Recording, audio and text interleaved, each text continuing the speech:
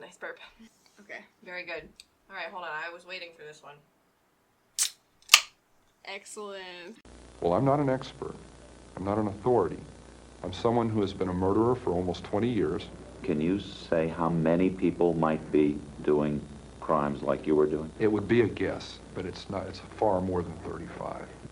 It isn't that impossible in this society. It happens. Are there more people? They didn't give up. How many? She didn't give up. I did. I came in out of the cold. And what I'm saying is there are some people who prefer it in the cold.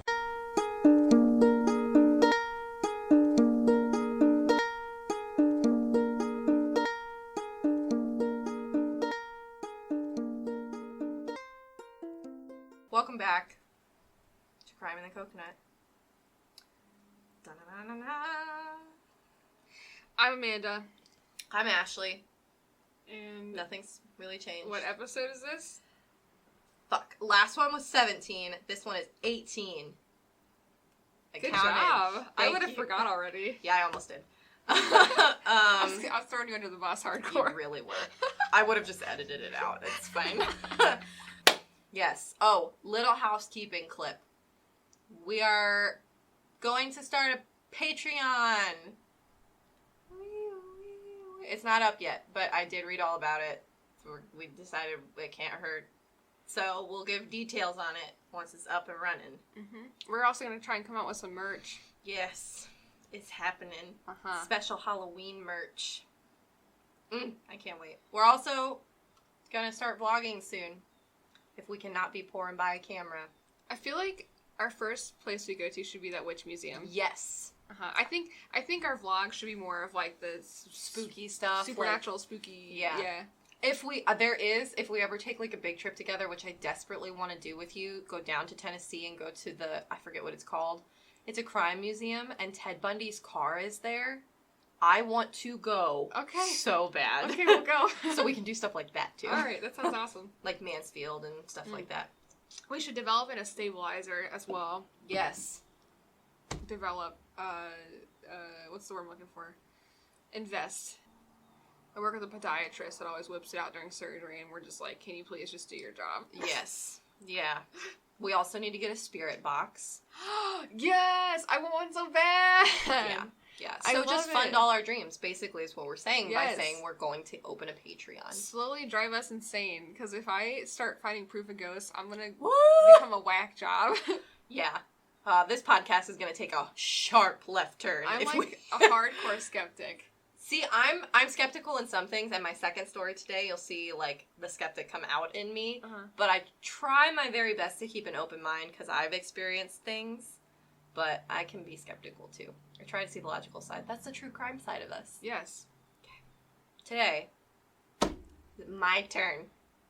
And I'm so excited, because this is one of, like, when I introduce people to true crime, this is usually the case I tell people to read about, because it's by no means small. Like, this is horrendous. It's awful. Trigger warning, if you don't like to hear about horrible, awful things being done to a body post-mortem, maybe Listen, just skip. if they stuck with us through Ted Bundy, they'll stick with us through this. Yeah, you mean Jeffrey Dahmer? Yeah. Don't worry, Ted Bundy will come. Maybe that will be Christmas time. Yes. We'll see. How many pages is this? You know what I was counting? It's handwritten this time, so it's not quite as long. 1, 2, 3, 4, 5, 6, 7. Alright, while she's counting, Ashley's obviously the one that does way more research than I do. And some of it's digital, because I didn't finish handwriting it, so I just, like, pulled it up on...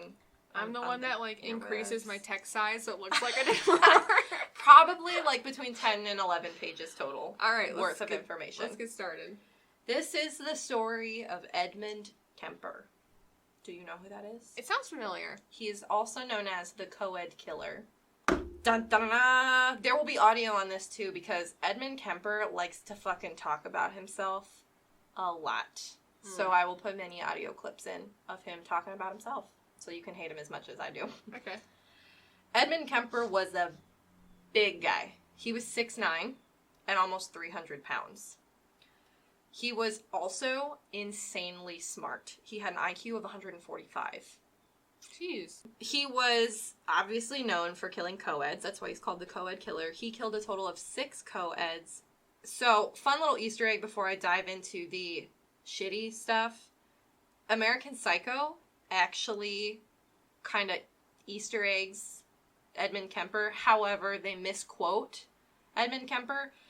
Patrick Bateman, the main character of American Psycho, says the famous quote from Kemper, "When I see a pretty girl out on the street, I think 2 things. 1, it would be really nice to take her out on a date, be really sweet to her. Or 2, what would her head look like on a stick?" He says in the movie that that's from Ed Gein, but it's not. It's from Edmund Kemper. Oh, fun fact. Yep, fun fact. All right.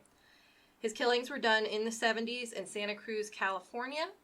The 70s were apparently a fucking hotbed for activity. Ted Bundy was also working in the 70s out in that area at the time. So let's get it poppin'. Edmund was born in Burbank, California on December 18th, 1948 to Edmund Jr. and Clarnell Kemper.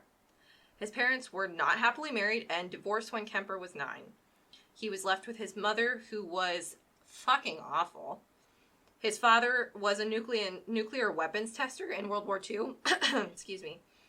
And he said that suicide missions and missile testing were better than living with Edmund's mother. Ouch! Yeah. But nevertheless, Edmund and his 2 sisters lived with their mother and moved to Montana after the divorce. Even though his father was like, yeah, she sucks. Bye. Alright. Clarnell was very bitter about the divorce and often told Edmund that he was just like his father. And he said that she would look at him and only see his dad. So she had a lot of resentment towards him, and she was not shy about taking that out on him. And he didn't do anything? No, not yet. Not at this point. No, it was 9. Yeah. You know, he was a kid. He was just looking for affection and approval. It's said that she was afflicted with borderline personality disorder. This is not diagnosed, but it is believed by many that were close to her and people that have dissected this story, years after. She did not want to treat Edmund lovingly or give him any sort of nurturing like a mother would because she thought it would turn him gay if she did. Keep in mind, this is the 70s. That was a different time. What a bitch. Yeah. So she was very cruel to him. She beat him. She humiliated him and called him a freak due to his size. He was like 6'4" by the time he was in high school. So he was big. Just all around big. He called himself a bumblebutt. And she called him a real weirdo. Kemper, obviously, like I said, he talks a lot about himself. And he talks a lot about his mother in like such a calm manner. He reminds me, like I said, of Jeffrey Dahmer. He talks about what he does and the tragedies of his own life in such a calm way. It's very chilling when you think about it. On his mother, he said, "My mother was sick, sad, and an angry woman. I hated her, but I wanted to love my mother." So, don't know if you've picked up on it, but he got major fucking mommy issues. She would lock him in a dark basement starting at 9 years old. And that was where he slept while his mother and sister slept upstairs. It was his bedroom. She did this to, quote, avoid him molesting or hurting his sisters, even though he never had. She might not have been too far off, but at this point he had not exhibited any of those behaviors. I wonder if her doing this to him made him the way he was. Kemper does not get a pass for brutally murdering the people that he murders later on in his life, but his mother played a huge role in shaping who he was, and I believe nature versus nurture. He was born with some fucking issues, and she nurtured all of them. Yeah. To turn him into what he was. Without realizing it, but she still did. Shitty parent. Also, when he was young, he had a crush on one of his teachers, and his sisters were teasing him, saying, "Oh, why don't you kiss her?" And he responded with, "If I kissed her, I'd have to kill her first." He was very little at that point. I wonder if it was he liked her because she was a maternal figure, but then was so neglectful towards the thought of loving a woman that represented a maternal figure that he'd rather kill her first. That's a common theme. Mm-hmm. I believe that too. I mean, I don't know that maybe he has himself said that, but I don't think even he made that connection in his mind, but I think that's the case. At this time too, he began slaughtering the family cats. He was 10 years old when he buried one alive, then dug it up after it was dead, and put its head on a spike. At 13, he killed another cat because he felt it loved his sister more than him. He kept the pieces of this cat in his closet until his mother found it. He was also decapitating his sister's dolls at this time. Decapitating the dolls, that's not that weird. I feel like something just a mean older brother would do to your toys. But decapitating family pets and keeping the bits in your closet raises a few red flags, and Clarnell was like, nah, just throw it away, that's fucking gross, don't do that again, back in the basement you go. I'm gonna insert, because Edmund tells the story better than anybody, of course, I'm gonna insert some audio here. He tells a story about, he went on a trip to New York with some family members, New York City, around the same time, same age, like 10 to 13, and there he got a cap gun, which is like one of those fake, like, just pull it back, like, snaps, and it was the coolest thing ever to him. He loved that thing. Well, he came back home, and he said he felt like his little sister kind of resented that he had got to go on this trip, and he had this toy now that came between them as brother and sister, because it was something he had that she didn't, and so she broke it. She, like, threw it down real hard, and the mechanism wouldn't work anymore. It wouldn't make that popping sound. So he went in and grabbed her Barbie doll and popped the head off, because you can just pop a Barbie's head off. He said, well, she can just pop this back on. That's not enough damage. So he took a pair of scissors and cut her hands off, and handed it back to her and said, there, now you have a broken toy too. Although you can tell he did not have a stellar relationship with any of the women in his life, including his sisters, they still had fun while they were growing up. They played games such as Gas Chamber and Electric Chair. Excellent. Excellent. I remember playing those when I was a wee lad as well. You know, Gas Chamber. You go into a room, your sister pretends to flip a switch, and you pretend to be gassed. Electric Chair, you sit in a chair, your sister pretends to flip a switch, and you pretend to have a seizure and die. Sounds fun. 5 years go by after living with his mother, and he eventually was like, fuck this shit, and ran away to his father, who he adored still at this point, in California. By this point, his father had remarried, he had more children, and his dad basically said, this is my new life, and there's no room for you in it. Ouch. Another form of rejection, basically. His mom has rejected him, and now his father, who he loves, rejected him, sent him to live with his grandparents, Maud and Edmund Kemper, so his paternal grandparents. Once he gets to his grandparents' farm, he starts to view his grandmother as his own mother, another maternal figure. She was just as domineering and hard on him. He felt she emasculated his grandfather and belittled him. So on August 27th of 1964, he was fighting with his grandmother over him killing the birds that were on the farm. She was asking him to stop.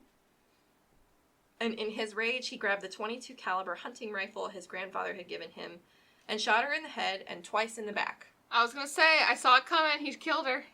Fun little fucked up fact. She was illustrating a children's book at the time, and when he killed her, she slumped over right on top of it. Ugh. Yeah. Did it get published? Good fucking question.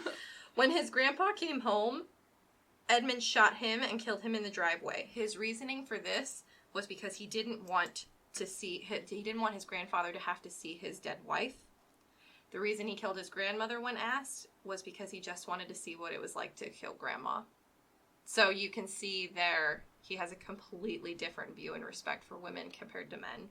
Yeah. Despite the fact that he's been hurt by both male and female figures in his life.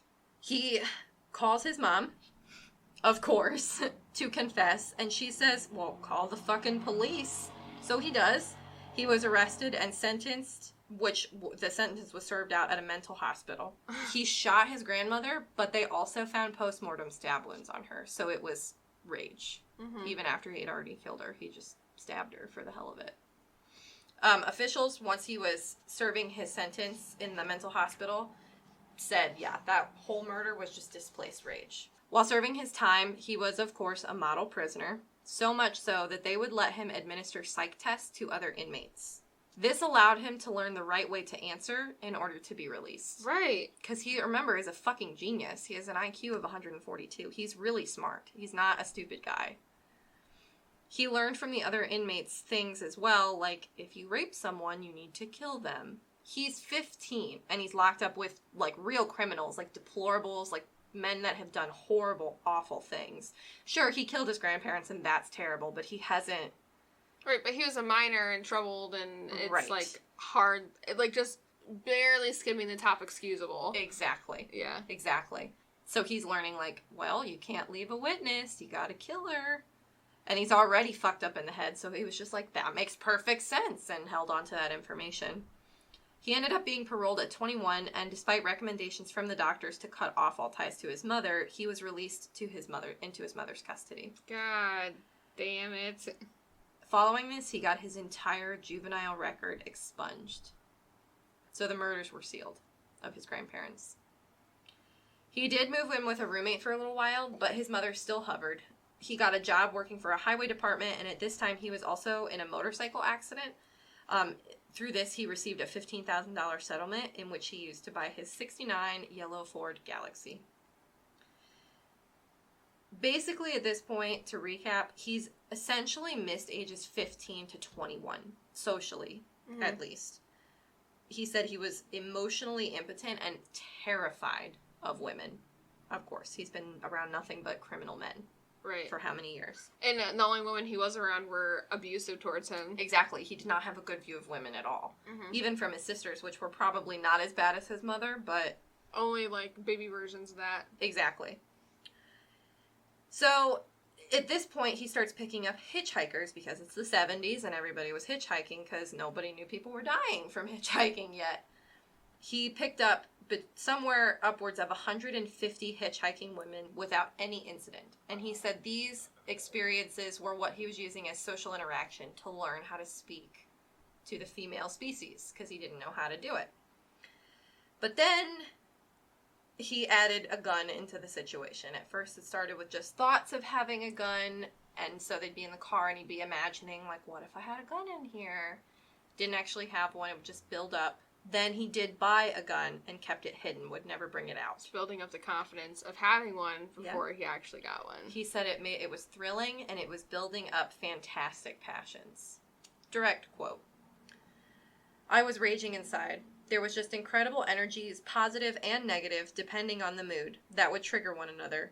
Outside, I looked troubled at times, moody, other times perfectly serene. And again, nobody had any idea what was going on. That's from him. Very self-aware.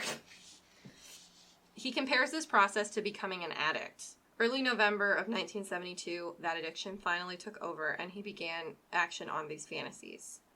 These murders would always happen after a huge fight with his mom. So as I go through each of these victims, just remember that before this happens, he's been in an absolute, rager with his mom, and has left the house fuming. So here we go. May 7th, Marianne Pesky. What year? 1972. Okay. Anita Lucchesa.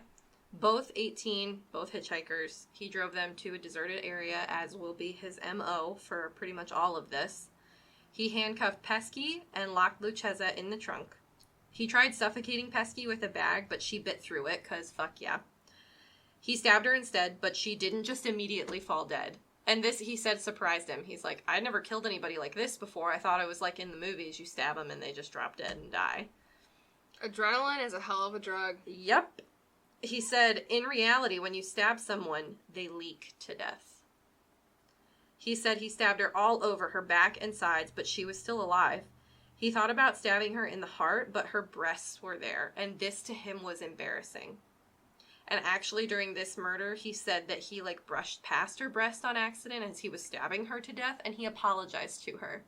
Because, again, in his mind, he's actually still 15.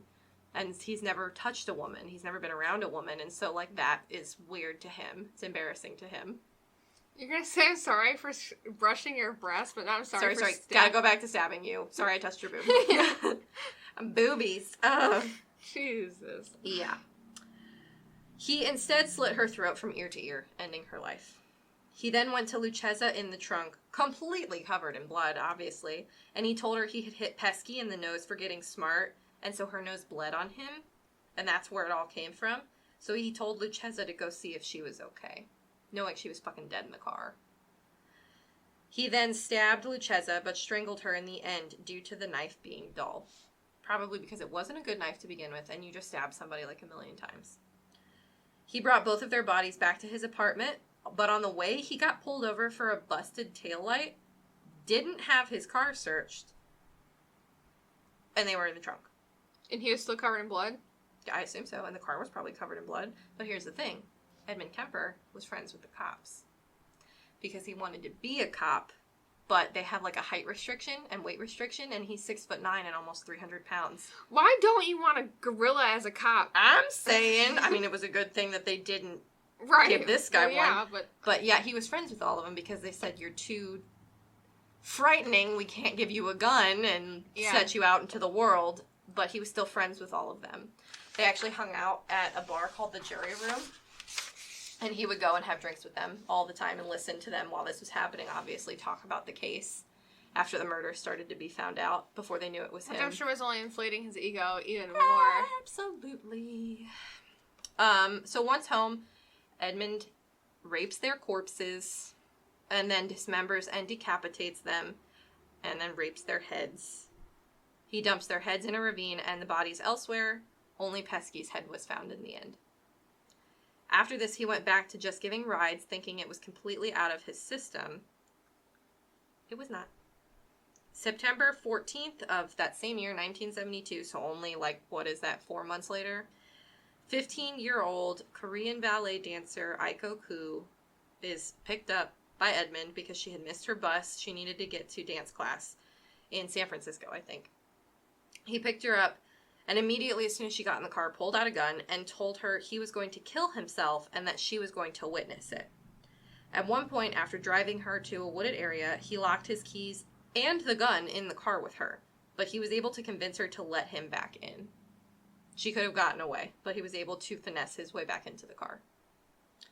He said she fought, but he strangled her to death with her scarf. He raped her body, then stopped for a beer on the way home. When home, he dismembered and raped her again. She was never found. On the way to dispose of her head in a bag, he stopped for his mandated probation appointment, where he was deemed no longer a threat and very well adjusted. They recommended his records to be sealed that day. Her head was in a fucking bag in his car in the parking lot when they recommended his records be sealed. Yeah. I, spaced out.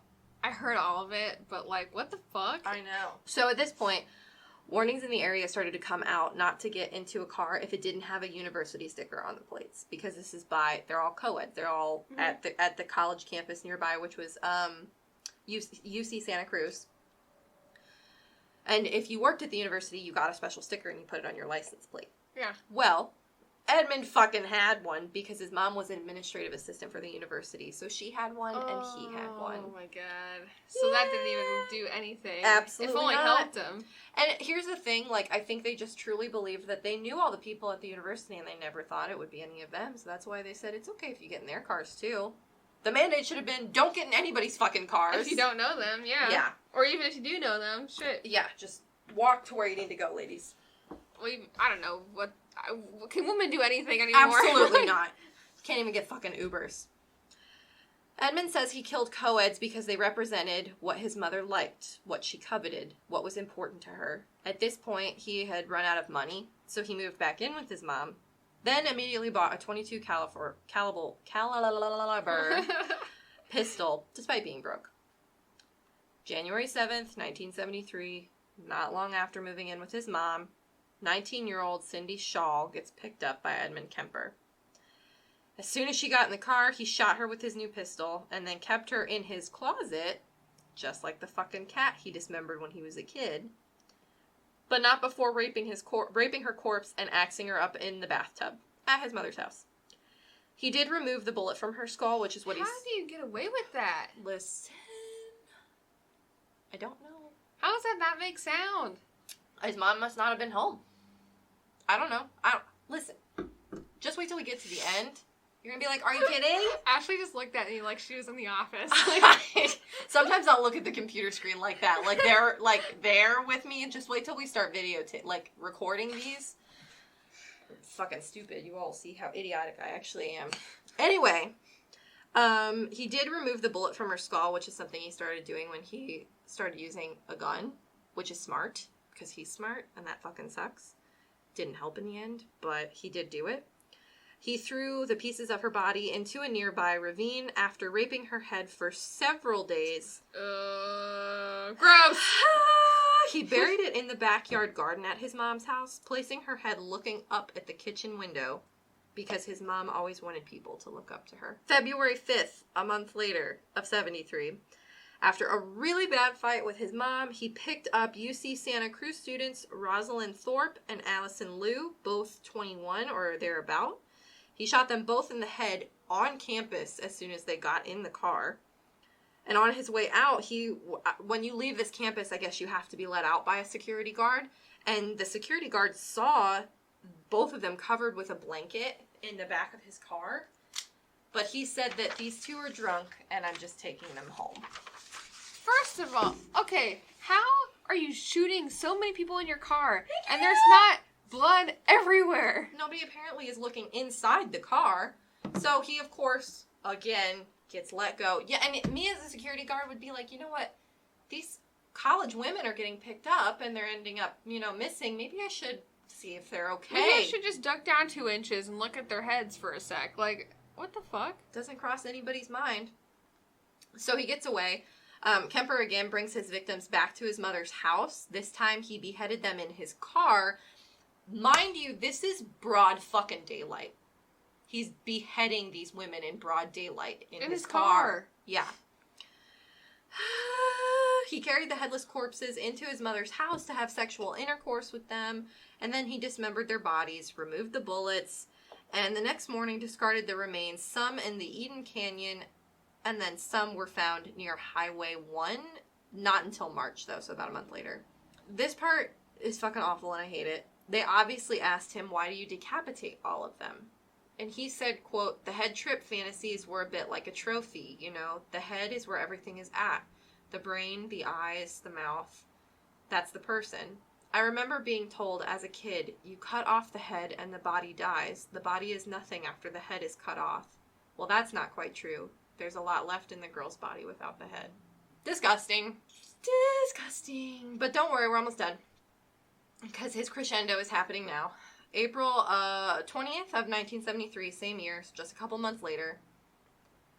After coming home from a party, his 52-year-old mother, Clarnell, was still awake in her bed when her son got home.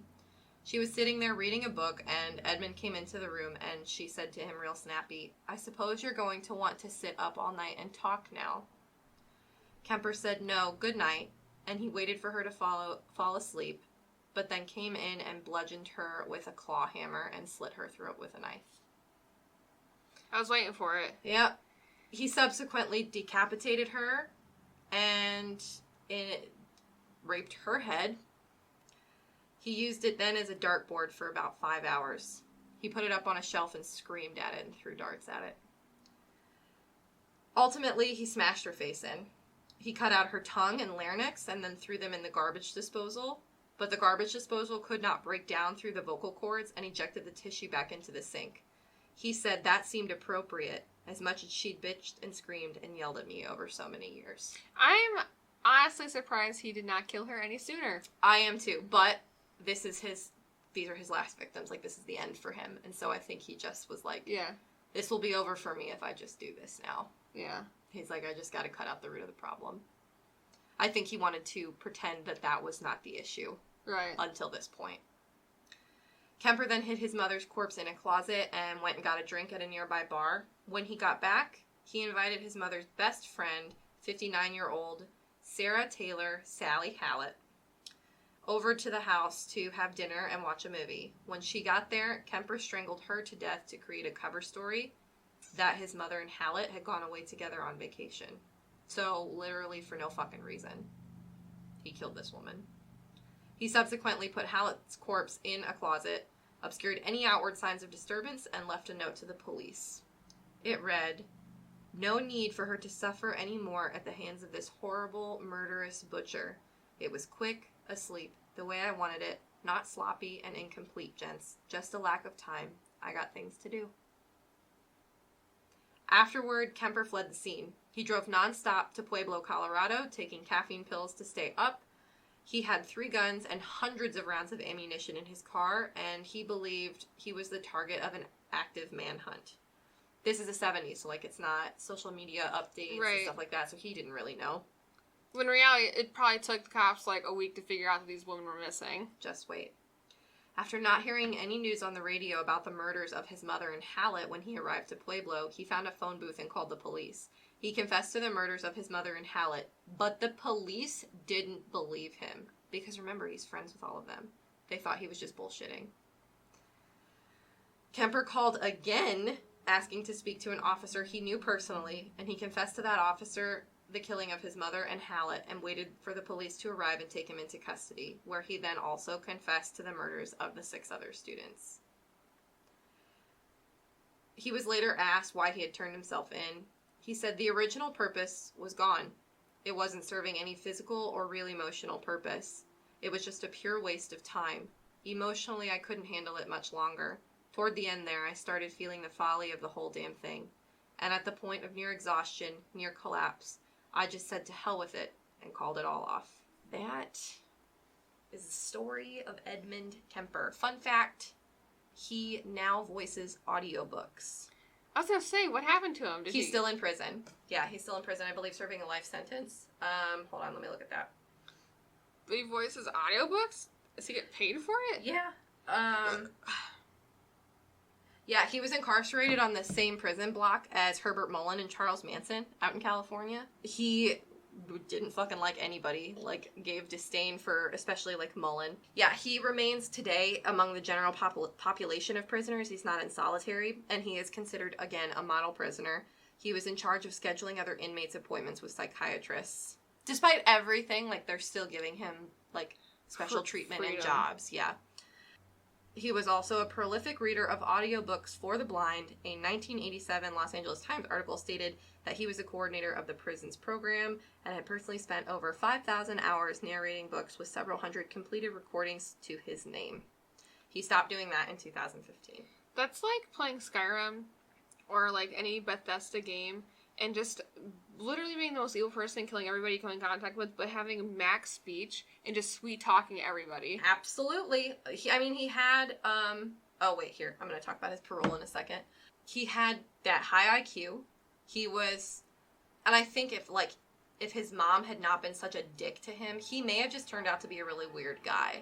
You know, like, kind of an awkward guy, but, like, he was so charming. Even when I put the audio in, you're going to be like, that's him? Mm-hmm. He just had, like, very easy-sounding voice, sounds intelligent, like, intellectual. Right. Like, he's the kind of guy, like, you sit down and you don't expect to have a conversation with him, but then, like, an hour goes by and you've been talking to him the whole time. Right. So Kemper was first eligible for parole in 79. He was denied parole, as well as all the subsequent parole hearings in 80, 81, and 82. He waived his right to a hearing in 85 and was denied parole again in 88.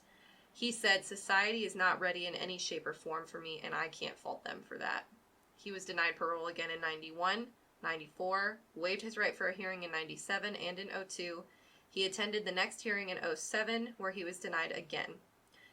Prosecutor Adrian Simmons said, "We don't care how much of a model prisoner he is because of the enormity of his crimes." He waived his right to a hearing in 2012, was denied again in 17, and will not be eligible again till 24. But I don't think he's ever getting out. I hope not. Shit. Yeah. I don't see him ever getting out. He's up there with Bundy. He's up there with Gacy, Dahmer. But he seems to be doing fine. Yeah. Oh, he's loving it. Loving it. But consider where he spent a giant chunk of his childhood was in prison. So he probably feels right at home, and his mom's gone, not hanging over his head anymore. He's probably content to live out the rest of his life there.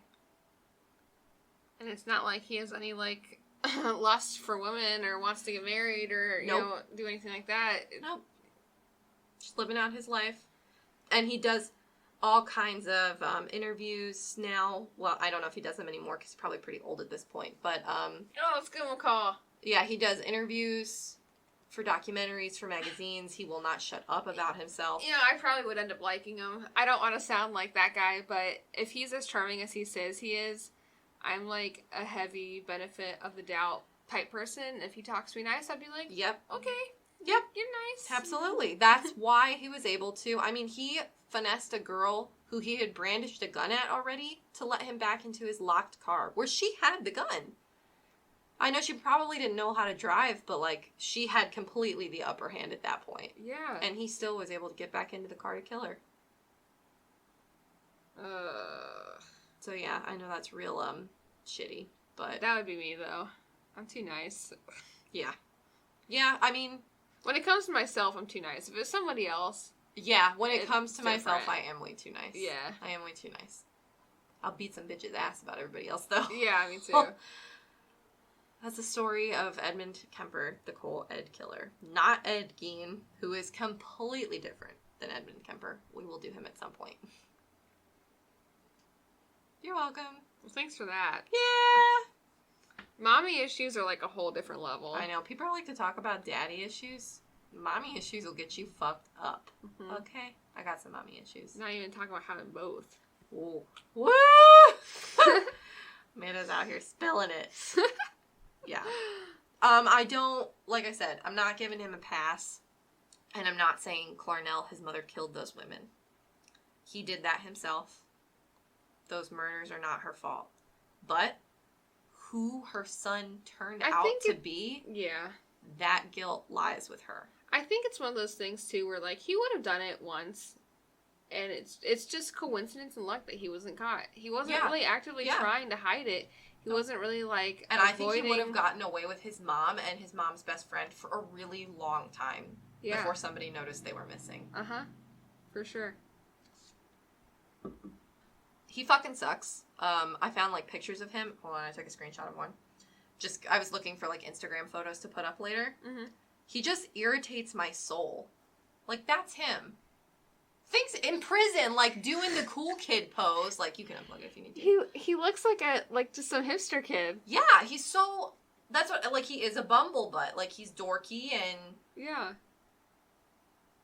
Listen, if I was back in the 70s and I didn't know that serial killers were a thing and I wasn't afraid for my well-being, I would have been like, sure, you look nice enough. Mm-hmm. Give me a ride. Yeah. I would have too. Don't trust nice guys. I'm kidding. Just be wary of your surroundings. Just know that smart, cunning people exist. Ashley, like, heavily pointed at me. I did. Just be careful, guys. I know that this sort of stuff doesn't happen really that often anymore. I don't think people really hitchhike much anymore. Just because they know how dangerous that is. Even if it's a woman picking you up, like, don't trust just because it's a female driver. Yeah, for sure. If you can avoid it, don't accept rides from people that you don't know. Even if you think you can defend yourself, because you have no idea what they're capable of. Yeah. The end. Yeah, okay. Our plugs are, our Gmail is crimeinthecoconut. Send listener stories. @gmail.com. Please email us. We're begging you. Truly.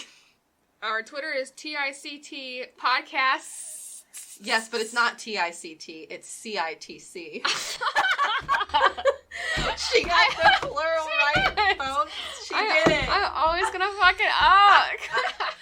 Oh, that was great.